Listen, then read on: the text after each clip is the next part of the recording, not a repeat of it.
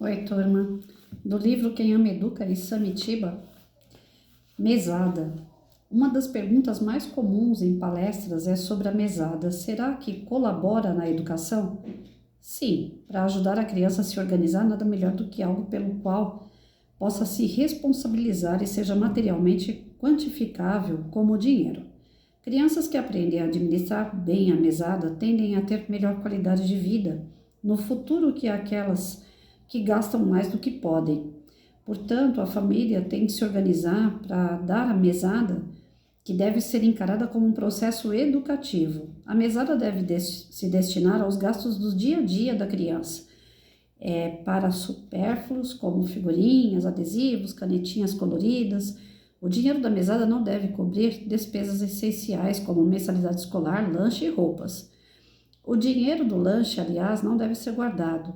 Se a criança não gastar com o alimento toda a quantia que recebeu, o troco fica para o lanche do dia seguinte ou é devolvido. Assim, ela aprende que o dinheiro do lanche se destina a comprar alimentos na cantina da escola. Não é certo permitir que ela o guarde como se fosse dela. Aprendendo a devolver, ela absorve o sentido de propriedade. Esse dinheiro não é meu, é dos meus pais.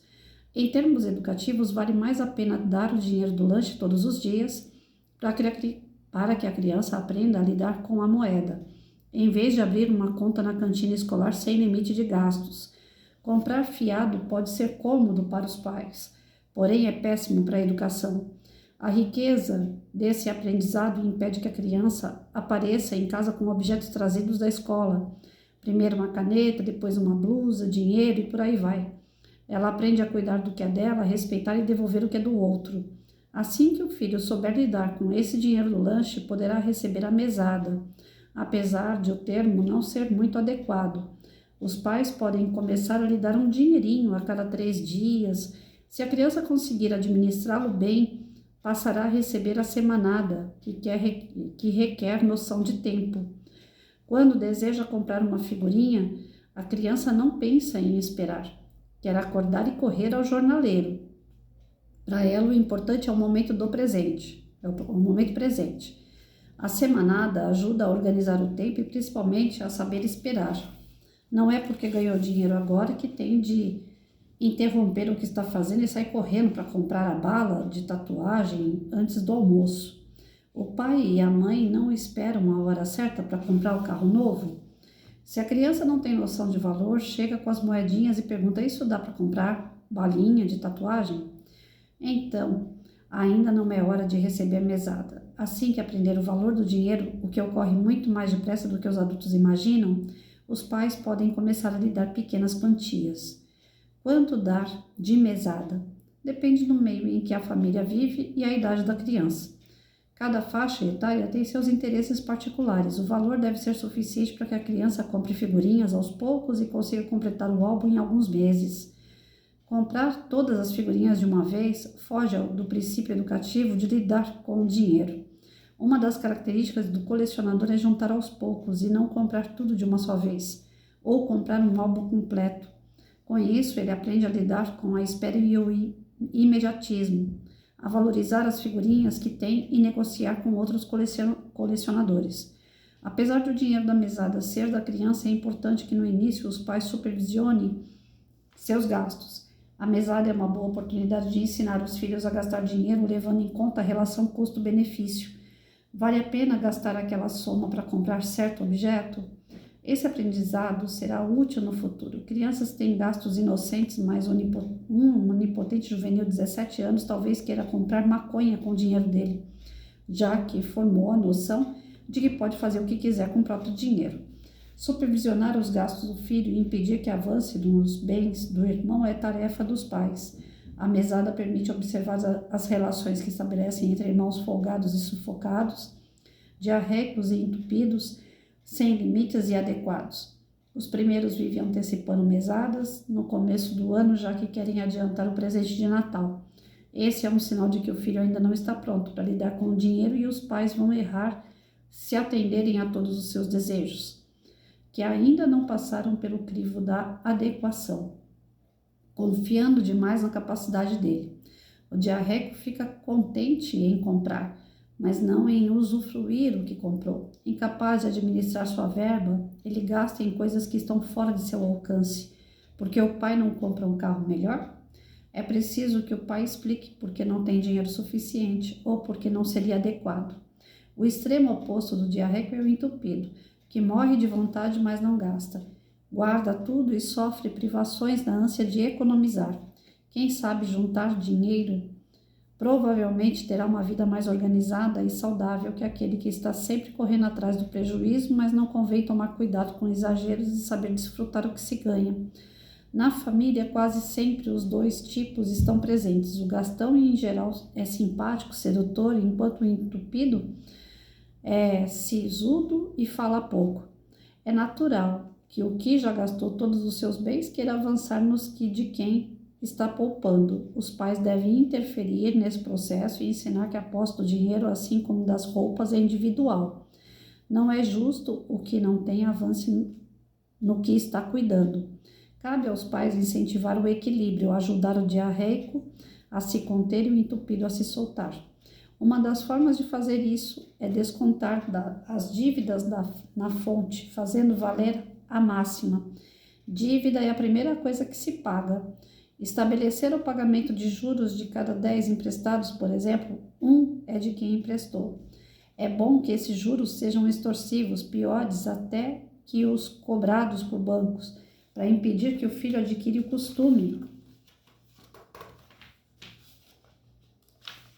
de tentar viver com mais do que ganha, o que, aliás, é o grande problema de boa parte dos brasileiros. O que os bancos mais fazem é emprestar para gente que gasta além de suas possibilidades.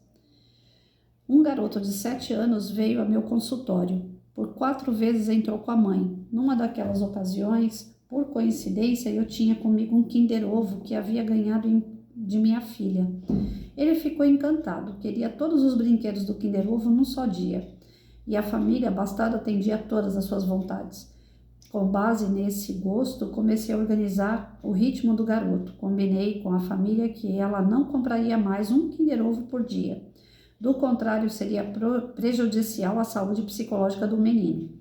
E ele não poderia usar o troco do dinheiro do lanche para comprar o chocolate. Teria de devolvê-lo. Quando ele vem à consulta, preciso ter 2 Kinder Ovos. Um para mim, outro para ele. Escondo-os no consultório para ele procurar. Se não achar, não come. Você está complicando, ele reclamou. Mas no começo não tinha tolerância nenhuma e chutava a mãe. Depois de 4 meses, hoje, passa às vezes 5 minutos procurando o ovo e ele está se organizando e melhorou na escola. Vem sozinho com o motorista da família e aprendeu a aguentar surpresas. Às vezes dentro do ovo há um brinquedinho legal e outras é horroroso. Ele quer negociar e trocar o brinquedo dele pelo meu. Eu resisto. Este é meu. O que é seu é seu. E assim ele está aprendendo a respeitar limites. Então vejam bem, essa questão da mesada, o Isamitiba ele defende que desde pequeno você já pode estar orientando seu filho com mesadas, né? Eu não acho, pela prática que eu tive, que seria o ideal. Até porque eu trabalhei com famílias, né? Como professora, eu trabalhei com famílias muito necessitadas, né? Famílias que não tinham bem o que comer. Então, como que famílias... Aqui, o Isamitiba, ele trata como psiquiatra, psicólogo, ele trabalha com famílias de classe média alta. Agora, nós que trabalhamos com um pessoal mais classe média baixa, mais baixa ainda do que classe média, é cruel você falar para o pai que trabalha como pedreiro, trabalha mais de 12, 15 horas por dia, falar para ele, você tem que dividir um pouquinho do seu dinheiro, nem que seja do lanche para o teu filho. Ele não vai ter essas condições, né? E se você acostumar a criança com a mesada, no dia que você tirar, você é um monstro. Então, para dar, só se realmente houver condições para isso. Caso contrário, a criança tem que, desde pequena, entender que não tem condições, né? Na escola, há dois pontos de vista. Se deveria ou não ter a cantina para venda de lanche, né? De salgadinho, de refrigerante, essas coisas que a molecada gosta, de bobagens, né? De doce. E sempre teve os dois pontos, né? Nós devemos ter a cantina para sustentar até a escola, uma mensalidade a mais que a escola recebe. É uma forma das crianças entenderem que lá fora tem mercado, tem iFood, tem uma série de coisas que uns vão poder comer, outros não vão, outros vão ter condições de comprar, outros não. Então você já vai ensinando a molecada essa diversidade que tem lá fora. Já vai preparando ele para uma sociedade consumista e materialista, né? E que horas ele vai poder participar de tudo isso e vai ter momentos que não. Lidar com as adversidades e as diferenças, né? Outros têm aquele ponto de vista de que na escola não deveria ter a cantina, deveria ter apenas a parte da merenda, que aí todo mundo recebe merenda igual, todo mundo come por igual, quem quer come, quem não quer não come, mas é só aquilo ali que tem e acabou. Existem os dois pontos. Na sociedade, de verdade, nós temos as divergências, nós temos as diferentes classes sociais, as diferentes famílias com umas que têm carro, outras que não têm, umas que podem comer uma pizza de final de semana, outras não podem. Para preparar a criança para a sociedade que existe, eu acho super válido, realmente a cantina. Mas se não for trabalhado na criança, que existe essa diversidade, se for colocado para ela que o Joãozinho come uma coxinha na hora do recreio, enquanto ela está comendo uma sopa que a prefeitura dá ou o estado dá, e que ela é abastada, que ela é a margem de tudo isso, você discrimina a criança, né? Então a escola ela tem que se preparar para esse tipo de coisa que até hoje eu não vi. A escola não prepara o aluno a entender que uns podem e outros não. Todas as escolas que eu passei, existe a cantina, tá lá, quem quiser vai, quem não quiser não vai. Teve escola que eu trabalhei que não tinha cantina, mas nenhum um projeto, um trabalho foi feito seriamente para explicar para a criança dessas diferenças e que ela não era nem mais nem menos que ninguém, porque ela podia ou não podia consumir produtos de cantina na compra e venda desses produtos, né? Então eu não via também preparo dos pais em relação a isso. Os pais também não preparavam. Às vezes eu via criança que tinha vontade de comer alguma coisa, não podia porque não tinha dinheiro, mas o pai também não preparou, a escola também não, e a criança ficava pedindo para os outros, né? Dá uma mordida, né? Dá um pedacinho para mim. Às vezes os colegas eram solidários e até pagavam um lanchinho para a criança, ou davam do deles para a criança, ou às vezes eram aquelas crianças irritantes, né? Egoístas e orgulhosas que falam, não, é meu e eu não vou te dar nada. Se você quiser, você que compre. Só que a criança queria e não podia comprar, né? Então, existem divergências a respeito desse modo de trabalhar com dinheiro com criança. Muitas divergências mesmo, né? Não é só o que o Isamitiba está falando aqui que a gente pode levar ao pé da letra e falar, dar a mesada está resolvido o problema. Você organizar essa mesada para a criança, ele vai se tornar uma pessoa que vai saber gastar, vai saber devolver o dinheiro, vai saber o valor do dinheiro, né? Não é só assim. Eu tive um filho para quem eu dava tudo, né? Trabalhava, chegava final de semana, o nosso caminho sempre era shopping, assistir um filme, McDonald's, praça de eventos de um shopping para ele brincar com crianças, passava pela ReHap e comprava brinquedo. Praticamente minha vida inteira, até os 14 anos dele, mais ou menos, foi assim. Todo final de semana era shopping, cinema, comer um lanche. Ele brincava nos brinquedos do shopping, depois passava na ReHap, que era a loja preferida dele, e comprava um brinquedo. Então ele foi acostumado assim. Na hora de comprar um carrinho da Hot Wheels, então eu achava assim, se eu desse um, na outra semana ia ser um, né? Era tão sem graça, aquele negócio de um carrinho por semana. Então quando eu tinha condições, eu comprava logo aquele... eu não sei como é que fala, mas uma caixa que vinha com 5 carrinhos. Então, toda semana praticamente eram 5 carrinhos. Quando veio, eu estava comprando uma caixa para colocar os carrinhos. Quando veio, eu estava comprando uma estante para colocar os bonecos dele, que eram bonecos de todo que é tipo que vocês podem imaginar da Marvel, né? Então, assim, você começa com um, mas aí você quer agradar mais a criança, você dá 2. Aí de 2 você passa para 5, de 5 você passa para 10. E quando vê que tá entupido de brinquedo para tudo que é lado. De tempos em tempos, eu falava para ele, não tá brincando, tá guardando brinquedo? Vamos juntar esses brinquedos e vamos dar para quem brinca. você não tá brincando mais, né? Então, uma coisa é, ele era muito apegado, eu percebia que ele era muito apegado. Ah, mãe, mas esse aqui eu gosto. Ah, mãe, esse daqui eu falo, mas você não brinca mais, vamos dar para os outros, as outras crianças brincam. Passado algum tempo, às vezes eu ia lá no quarto dele, limpava do meu jeito, ele ficava bravo comigo. Ah, você deu tal brinquedo. Ah, dei, você não brinca, só tá aí encostado, pegando mofo, né? Então eu errei nessa parte assim do dar a mais. Mas eu achava que, como mãe de primeira viagem, né, sozinha, sem o marido, eu era viúva, como é que eu ia agradar meu filho? Através de brinquedo, né? Através de coisas que eu pudesse comprar e dar, porque não tinha outra forma. Eu trabalhava pra caramba, eu quase não tinha tempo para ficar com ele. O tempo que eu tinha era de final de semana. Enquanto ele quis, a gente andava junto para shopping, a gente ia para cinema e comprava brinquedo. Depois, quando ele não quis mais, os brinquedos ficavam nas estantes aí. E a tendência foi esse afastamento, né? Porque o brinquedo, eu comprei meu filho com brinquedo até certo tempo. Depois disso, você não compra mais aquela pessoa, né? Depois eu percebi que era uma compra. Eu estava agradando ele através de compras, né? Eu tentei ser mais presente, brincar também, fazer parte da vida dele, mas algum ponto aí eu errei e quando a gente lê o texto a gente reflete na vida pessoal, na vida profissional, a gente tenta levar para vocês também o que ele está passando, né? Como certo, como correto, mas nessas reflexões assim eu percebo que como mãe eu dei mais do que eu devia, que nem ele falou aqui. Não pode se dar o dinheiro todo para preencher o álbum rápido, né? A criança tem que saber que é de pouquinho em pouquinho que ela vai preencher esse álbum.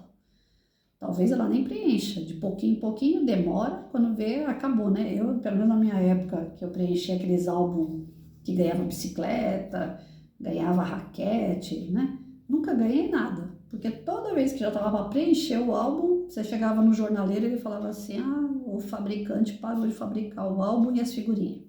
Então eu nunca ganhei nada daquilo. Para mim sempre foi um dinheiro jogado fora. Mas ainda assim, a minha mãe sempre me dava aquele dinheiro semanal que era para comprar um monte de figurinha. Toda semana eu comprava um monte de figurinha. E dentre 10 vinha 30 repetida, né? Aí você saía tentando completar, trocando com os colegas. Hoje os álbuns de figurinha que a molecada tem é virtual, né? Eles tratam de jogo, eles trocam jogos, né? Fases de jogos, eles entram em equipes. É diferente do álbum de figurinha nosso, que era na banca de jornal.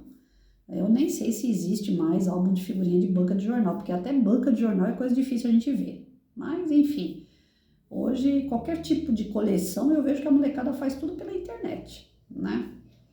E essas coleções que eles fazem, eles têm pressa para poder preencher, para poder terminar, né? Eu comecei a montar quebra-cabeça desde pequenininha, eu adoro montar quebra-cabeça. Aí eu tava começando a ter problemas de enxergar as peças quando são muito pequenininha, né? Aí meu irmão falou para mim assim, ó, tem quebra-cabeça na internet, em aplicativo. Então, hoje na internet, quando você vai montar um quebra-cabeça, ele não é que nem o de papel, né? Que você tem que ir vendo foto por foto, tentando encaixar. Não. Quebra-cabeça que você tem no aplicativo, ele indica para você onde você vai colocar a peça. É tão imediatista o negócio que em segundos você monta um quebra-cabeça de 100 peças, de 200 peças, porque o próprio aplicativo vai te mostrando onde você tem que montar. Então, esse imediatismo todo que a internet possibilita, ele tira o prazer da espera, ele tira um pouco a disciplina de você saber que tem que aguardar, né? Que você tem que ter paciência, que você tem que ter organização, que você precisa respeitar o tempo do outro. Então, esse imediatismo, ele quebra um pouco os valores que são os alicerces de uma pessoa bem formada.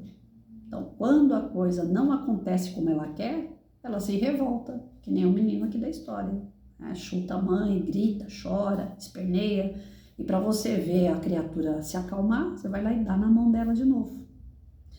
Eu vejo aqui, é uma comparação infeliz, né? Mas é uma comparação daquilo que eu tenho. Eu tenho um cachorro, o Mike. Quando ele não tá aqui perto de mim, ele fica doido. Ele fica latindo lá no portão, ele perturba até não querer mais, porque ele quer entrar. Se eu for lá e ceder quando ele fica latindo, quando ele fica brigando comigo que ele quer entrar, ele já descobriu o caminho, ele é irracional, é um animal. Mas se eu ceder cada vez que ele grita comigo lá no portão, que ele fica latindo que ele quer entrar, ele já sabe o caminho. Ah, toda vez que eu quiser entrar, eu vou ficar latindo aqui, perturbando ela, que ela vai abrir para mim. Então, se um cachorro irracional, ele já sabe que o dono dele pode ser manipulado pelo grito, imagina uma criança. Então, a criança ela tem que ser tratada de uma forma respeitosa, que ela entenda a disciplina, né? A questão da mesada, se tem condições de dar mesada em forma de dinheiro para a criança, eu concordo também que tem que começar pela questão do alimento. Não dar a mesada e falar assim, olha, você pode ir lá na cantina e gastar o que você quiser que eu passo lá no final do mês e pago. Isso não é mesada, é fora de controle. A criança vai explorar, ela vai pagar lanche para todo mundo. Eu tive um aluno assim, lembrei dele agora, Felipe, o nome dele. Ele chegava no pátio da escola, a molecada grudava tudo nele, porque sabia que ele pagava lanche para todo mundo. Quem pedisse, o que pedisse, ele pagava. Eu imagino a nota preta que o pai dele não pagava por mês naquela cantina. Porque ele não tinha noção de valor. Tudo que ele queria, ele podia. E em contrapartida, teve aqueles que tinham desejo de comer um lanchinho da cantina e não tinha dinheiro para isso. Então eu creio assim, que o pai, quando tem condições, ele pode começar desse princípio da mesada para o alimento, mas ele dar a mesada correta. Eu fiz isso com meu filho. Eu dava o dinheiro daquele salgado com o refrigerante, todos os dias. Ele tinha em casa, mas na escola, né, dava vontade, é filho único, que nem eu falei, ele não precisava comer na escola, ele podia muito bem comer em casa. Mas dava vontade, não gostava de comer a merenda que vinha do estado.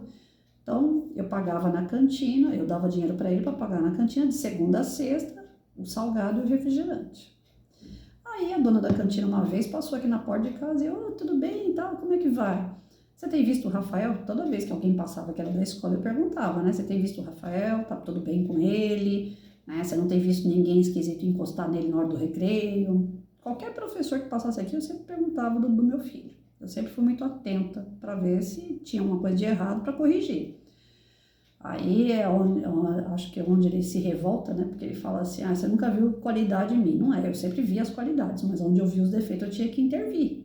Eu, como mãe, tinha que intervir. Eu tive minhas falhas, porém, eu colocava nele, eu depositava nele que ia dar muito mais certo do que eu, porque é isso que os pais esperam, né? O que não deu certo lá atrás, com pai e mãe, eu dei certo, eu tentei mudar, mas ainda tem coisas em mim que tá errado que eu espero que o filho faça certo. É assim que eu pensava, né? Que eu penso. E aí passava a mulher da cantina e tal, e um dia eu perguntei para ela, tudo bem, tá tudo certo? Ela falou assim, olha, tá tudo certo. Rafael anda comendo pra caramba, viu? Aí eu falei, como assim comendo pra caramba? Ela falou assim, tem dia que ele come o lanchinho dele, paga o guaraná e o salgado, mas já deixa dever no salgado pro outro dia. Eu falei, como assim? Ela falou, tá comendo 2, 3 lanches por dia, ele tá comendo bem. Aí eu falei, meu Deus do céu, mas eu tô dando dinheiro para um lanche, como que ele tá comendo 2, 3? Então ele tá devendo, ele tá deixando dívida, né? Tá ficando fiado essa comida. Não, mas ele paga direitinho. Eu falei, não, mas se ele tá deixando para o outro dia, não tá pagando.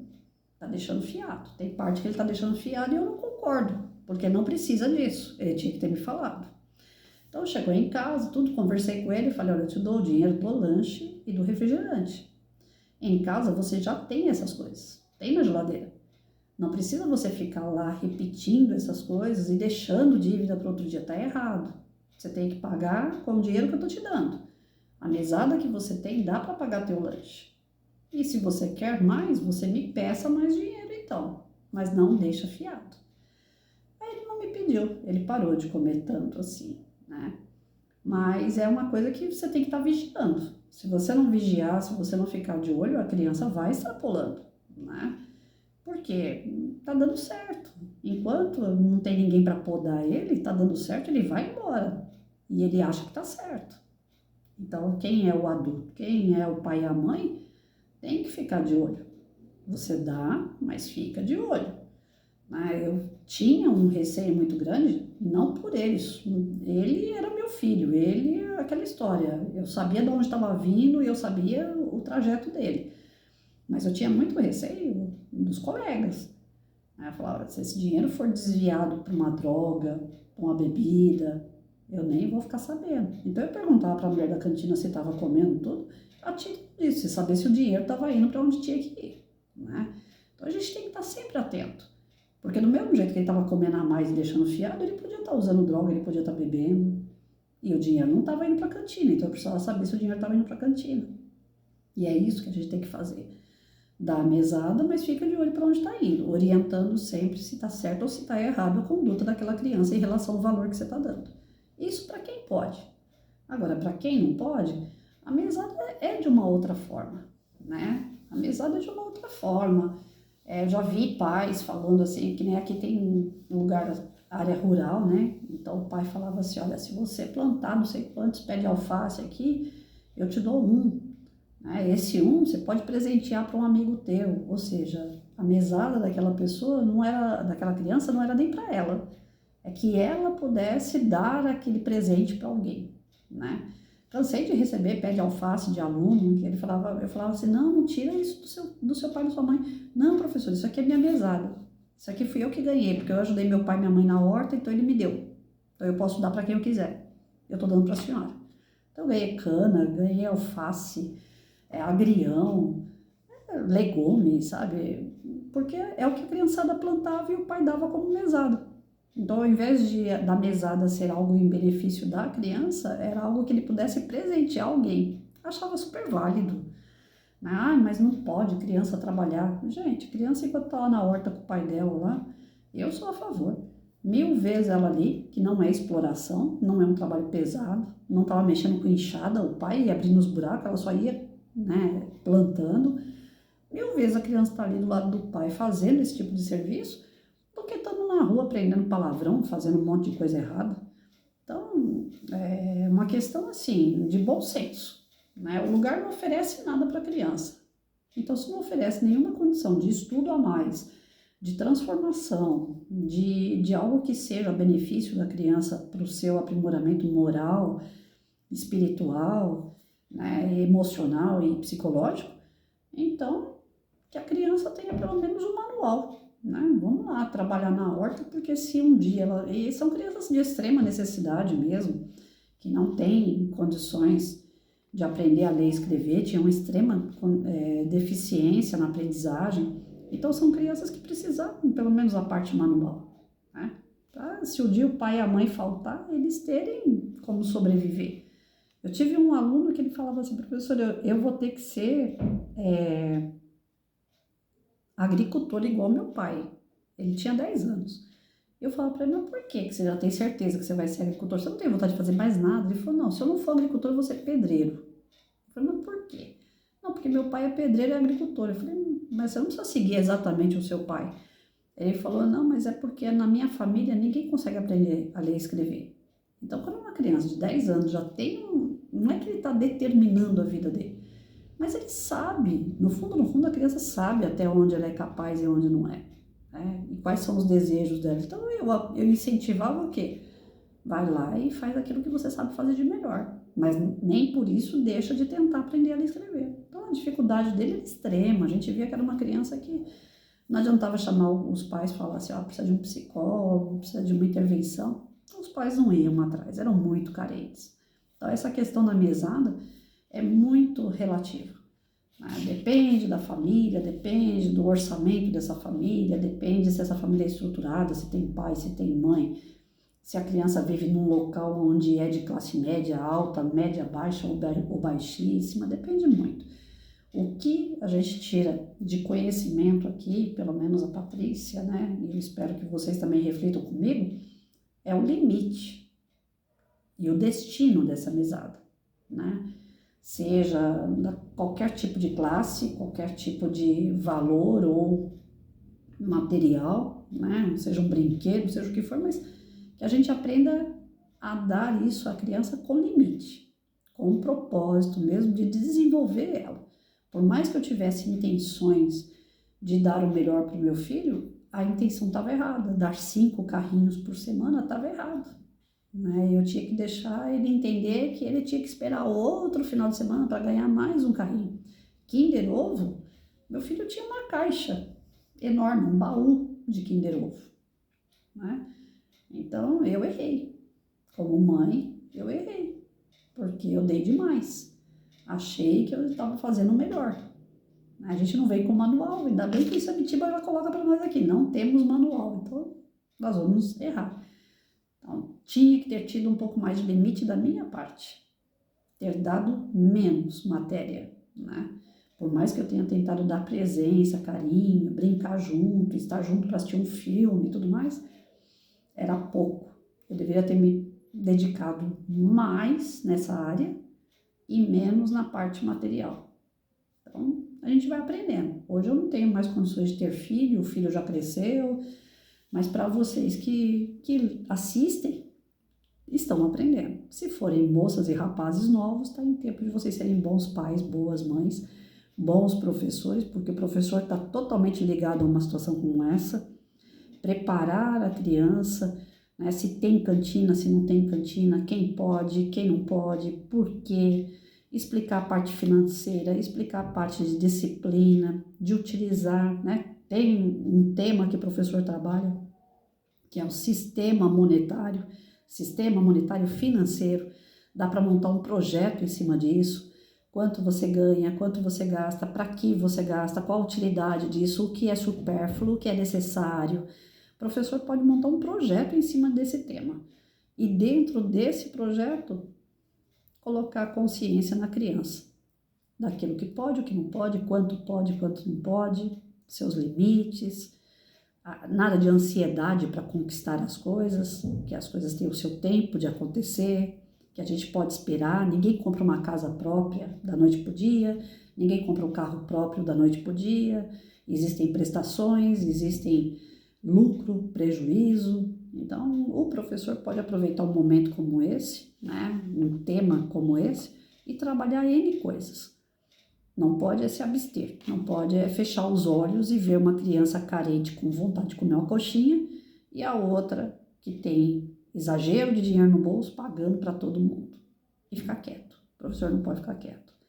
O professor tem que entrar no meio dessa situação e tentar a harmonia, né? O meio termo entre todos eles. Porque afinal de contas a gente tem que enxergar as crianças todos por igual, tudo por igual.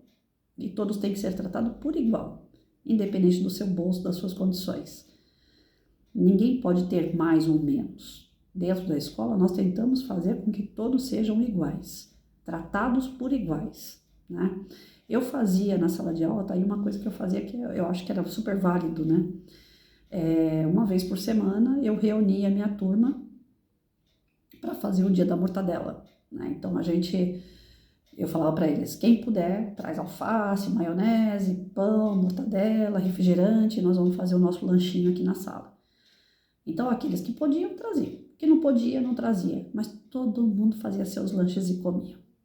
Todo mundo por igual. Então, quem tinha mais, ajudava quem tinha menos. Quem tinha menos se beneficiava com quem tinha mais. Quando eu percebia que aqueles que tinham menos eram sempre os mesmos que não traziam, eu tentava intervir de forma que aqueles cortassem o pão, montassem os lanches, servissem o guaraná, né? Por quê? É muito fácil, eu não tenho e aí eu só recebo. Não, para eu receber, eu também tenho que ajudar. Se eu não posso ajudar de uma forma, eu posso ajudar de outra. Então, é um momento assim de lazer entre as crianças, meia hora na sala de aula, numa sexta-feira ou numa segunda para começar a semana.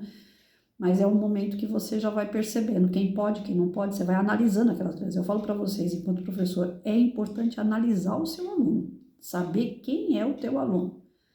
Você sabendo quem ele é, você vai intervindo na vida dele, de forma produtiva, de forma ativa. Essa criança vai se transformando, porque tá cheio de molecada, criança, falando que lá no Estatuto da Criança e do Adolescente consta que ele tem direito. Quando a criança chega, cheia dos direitos e dever que é bom nenhum, aí é complicado.